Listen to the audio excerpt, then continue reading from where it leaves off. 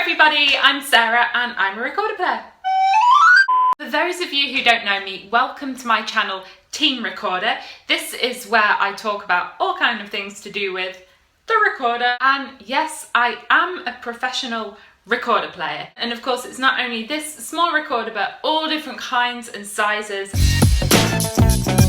And if you want to see more, you can basically look at any other video on my channel. But today I want to talk about how I became a recorder player. I want to talk about this because when I was growing up and when I first started to think about wanting to become a recorder player, I had no idea if that was even possible. I didn't know of any other recorder players in existence, and I had no idea where I could go for information. And of course, everybody's path will be different, but I think mine was quite weird. I definitely had some roller coaster ups and downs. So I hope this video could be useful for people who are thinking about starting the recorder or even going for a career in recorder playing, because it is possible. It's not easy. It's definitely not a secure career path, but I have not regretted it for 1 second. Yeah, let's start talking about my life. I grew up in a small village near a very small city in a place called Derbyshire. Oh, it's so lovely. Where was I going with this? So when I was growing up, there was always loads of music around the house. My mum plays a lot of different instruments as a hobby. Her job was actually working in schools as a kind of guidance careers counsellor, but she was always playing the piano or playing the guitar or singing something. And my dad passed away when I was very young, but apparently he was also very musical. When I was 6 years old, my mum started a recorder club at my school. So this was actually my introduction to the instrument. So you can imagine about 8 6-year-olds sitting around the table going, and I really enjoyed it. I was like, I like this. However, I did not enjoy having my mum teach me. And I remember at one point turning to her and saying, no, I want to learn on my own. So from then on, I would take these recorder books and go into my room and read through them and basically teach myself how to play the recorder note by note. That was how it all started. And when I was 7, I started piano lessons from the age of 7 to 18. However, I am very, very definitely not a piano player. I love playing the piano, but it does not come naturally. And at the age of around 9, I guess, I started flute lessons. Yeah, I had flute lessons also until I was 18. Again, I enjoyed it. It was great. Oh, I don't want to be mean about flutes because people are mean about recorders all the time, but it's safe to say this instrument does not reside within my soul. But the fantastic thing was I was having music lessons every week on the piano and on the flute, and this taught me so much about music, obviously. So I grew up being a piano and a flute player. And the recorder playing was something I kind of did in secret. Every time I was told to go and practice my flute, practice my piano, I'd be like... At some point, I joined a recorder club on a Saturday morning. I loved playing in the group because I loved playing the recorder. However, I was an excruciatingly shy teenager. Basically, I became too shy to talk to anybody. In the end, I would just go every week and I would sit in uncomfortable silence and play the recorder, but I enjoyed the playing. So playing in this recorder group was basically my entire recorder education. I had this instead of having lessons. And there were some real advantages. For example, my sight reading got really good and my sense of rhythm got really good because you're having to learn every new piece with a load of people around you and you have to stay in time. However, I had zero technique. I knew nothing about the fingers or articulation or about anything about the recorder. I would just kind of have to apply what I was learning from my flute lessons, which sometimes works, sometimes doesn't. My high school had zero music department, like nothing. But when I was 16, I changed to a different school. This wasn't for any kind of dramatic reason. My high school only went up until year 11. So to do the last 2 years of high school in the British system, we call it sixth form, I had to go to a different school. I was planning my entire teenage years to go and study medicine. So I arrived in sixth form, I was studying maths, chemistry and biology, and I was all ready to become Dr. Jeffery. It turned out in my timetable that I had room for one more subject, so I was like, computer studies? Or no, music, I'll take music. And my new school was great. We had 2 really amazing high school music teachers. One of them was actually a very enthusiastic recorder player, and I was like, another recorder player. And she ran a lunchtime recorder club in the school, which I joined. Now, don't forget at this point, I was planning on becoming a doctor, and my instrument was the flute and the piano, which I was a bit like At some point, this teacher, her name is Mrs. Moore, said to me, have you thought about doing any grade exams on the recorder? And I was like, I don't know what grade I am. In the British system, grades 1 to 8 are exams that you can choose to take around every year. Grade 1 is just after beginner level, grade 8 is just before going to a music college. So she brought in some grade 5 music, that's kind of like intermediate, and I learnt it. So she brought some grade 6 music, and I was like, learnt it. Grade 7. And finally she brought in this stack of grade 8 music. And I was like, okay. That year I was also going for my grade 8 on the piano and on the flute. And I was a teenager with loads of energy, so I was like, why not? I can do it all and take my A-levels at the same time. And I practiced really hard, and somehow I passed and I got my grade 8 recorder. Now, around this time, I had already started doubting if I really wanted to be a doctor. My mum says she remembers me coming home from school one day, and I said, all I want to do is play the recorder for the rest of my life. My mum took this seriously, and we started exploring the option, what would happen if I actually wanted to go and study music. Now, I had zero confidence, and I said to her, I can't be a musician, I'm not a real musician. So I spoke to my other high school music teacher. She was so encouraging, and she really convinced me to try and go for it and apply to study music. Now, this was a big, scary thing. The prospect of throwing away my whole idea for the future and kind of pursuing a career in music was just like, huh? I wanted to be a recorder player, but I never had a recorder lesson. How could this even be possible? So, step 1, let's get me a recorder lesson. We found a recorder teacher in my area. I'm sure that she is a fine recorder teacher, but we just did not have that click. So that didn't work out. My mum later told me that she had asked this teacher her opinion on me applying to study music, and this teacher had said that they would laugh me out of the door.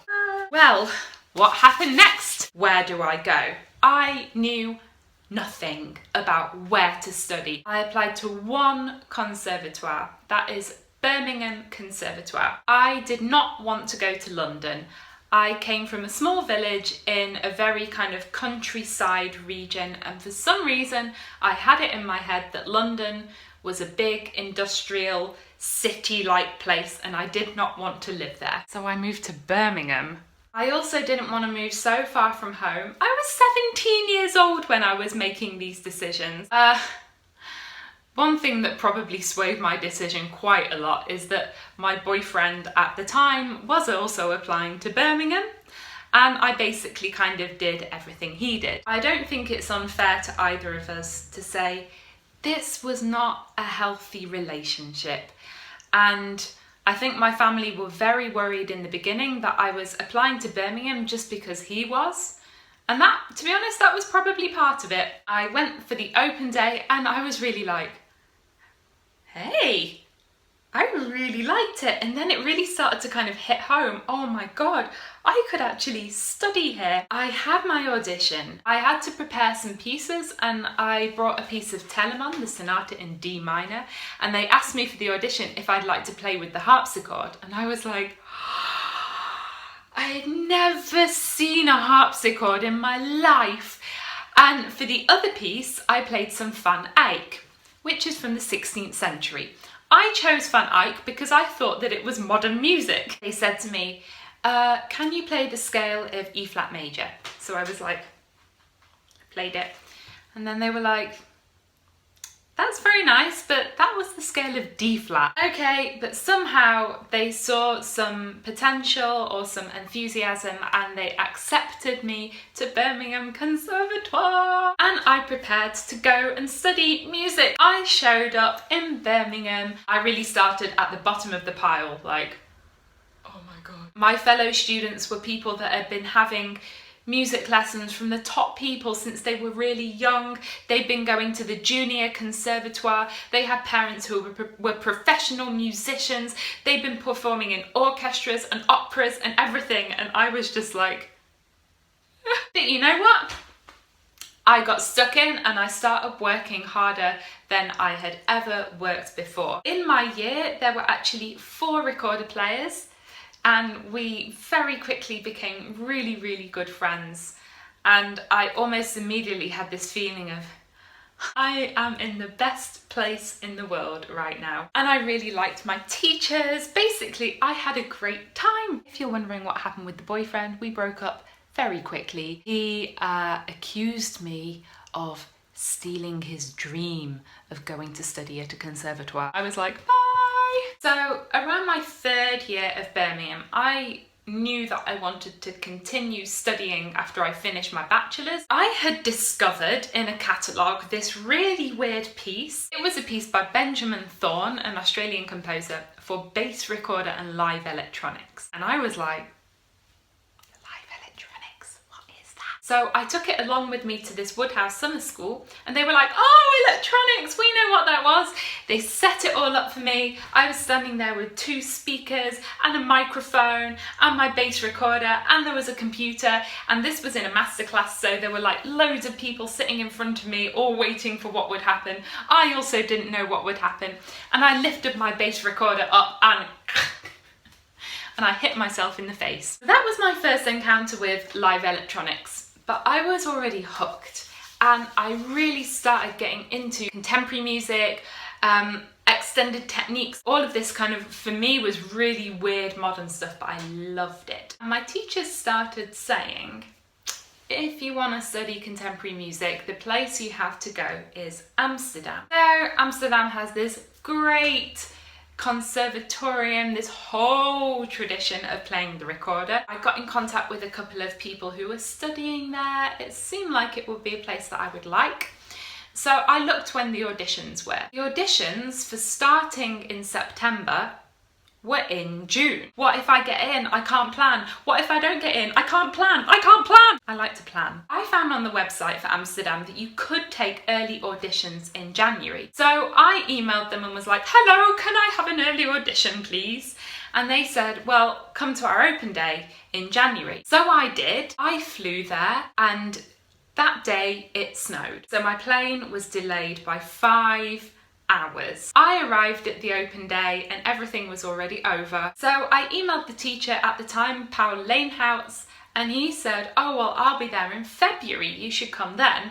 So I booked a ticket. So I flew over 2 weeks later and arrived and was like, what do I do now? I went into the classroom where the recorder classes were happening and just walked in and I was like, hi. I said, I think I'm here for an audition. And somehow we managed to arrange it that the next day I would have an official audition. I went in for my audition. The jury, who was Walter van Hauwe, Paul Leenhouse and Jorge Isaac, were all there. I played a Blave sonata, I played a medieval dance, and I played the actor with them and the Monkey by Lee Sang-yoon, and they asked me loads of questions, we talked for a long time, and then they sent me out of the room. Now, in England, after an audition, you wait 6 weeks, then you get a letter. In the Netherlands, they tell you immediately. And they said, welcome!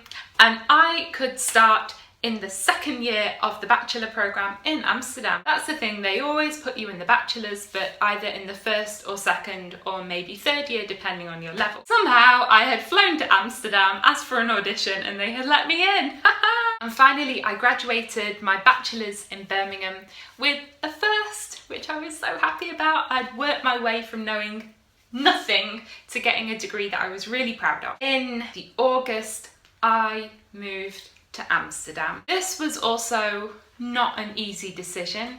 Again, I went through the same process of leaving my whole life behind, this whole idea of what I had in front of me, changing it for something else. I was also in a long-term relationship at that time, and my girlfriend was staying in England. We had to break up, and I arrived in Amsterdam with one suitcase. I knew no one. I spoke zero Dutch, and I was just like, what have I done? So in Amsterdam, I started, immediately had this feeling of, I love it here. The recorder department was just brilliant. It was so big. There were so many recorder players. It was great. And I worked harder than I had ever worked before. I got a job in a cafe after a few weeks, and they asked if I spoke Dutch, and I told them yes, which was a lie.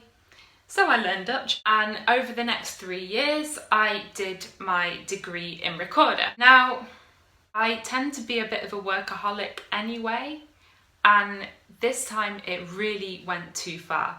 I practiced and practiced and practiced and worked and worked and worked until I got really sick. I finished my bachelor's, I did my end exam, it all went fine, but basically I burnt out. Completely burnt out, and I didn't really realise this until one of my good friends sat me down and was like, you have to stop. And basically she saved my life, and I'm not exaggerating at all. And I was planning to start my master's that autumn, and I went to Jorge, my teacher, in the summer, and I said, I'm sorry, I have to take a year off. I stopped, and for a year I drank coffee, I sat in the sunshine, I read books, I just rested. I decided not to start practicing again until I felt ready, and that took 8 months. And that year was really, really necessary. I really just recovered, and I could take a lot of time to think, do I want to do a master's? What do I want to do it on? What do I want? And I decided, yes, I want to do it. In the summer, I had to go and audition for the master's, and it was fine. And they heard me play, and they were like, you've improved. And it's simply because I rested. I started my master's in Amsterdam, and I just had the best 2 years ever. I had learned a lot better how to manage my own energy and manage my time, so I could work really hard but without being unhealthy. And I did my whole master's in contemporary music, working with composers, making music theatre, live electronics, improvisation, working with English clog dance, which is like a percussive form of dance to make percussion with your feet. It was great. And I graduated in June of 2013. I was also really happy to get a cum laude, which is like getting a distinction or something. And throughout my master's, I'd already been working in some different jobs, like teaching jobs, doing workshops and different ensembles, and I'd designed all of those in a way that I wanted to continue with them after studying. So when I graduated, I didn't have this big black hole that I fell into. I already had a lot of projects set up that I wanted to continue doing. So yeah, then I was graduated, a professional musician, working in the field. But that was my story. Of course, everyone's story is going to be different. I would love to hear your story. Yeah, please feel free to open a conversation in the comments and share where you are. Are you thinking about going to study the recorder? Drop me a line. I'm always happy to talk about it. If you have a dream about playing the recorder, you can do it. Yes, it is possible. And let me know how it goes. Oh my god, I've talked so much. Please subscribe to my channel. You can do that by clicking on my face, or alternatively by clicking on the red subscribe button below. Have fun, Team Recorder, and I will see you all next week. Bye!